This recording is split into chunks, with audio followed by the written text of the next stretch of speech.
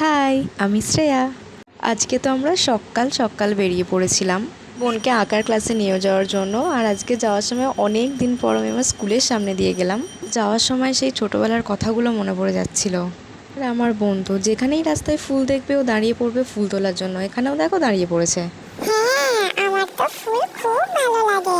Tata, আমি আঁকতে যাই, তোমরা বাজার করতে যাও। হ্যাঁ, আর সেই মতো মায়ের দর্শন করে আমরা বাজার করতে চলে গিয়েছিলাম। ছোটোবেলায় তো বাড়ি থেকে যখনই কেউ বাজারে আসতো তখনই আমি তার সাথে চলে আসতাম এখানে।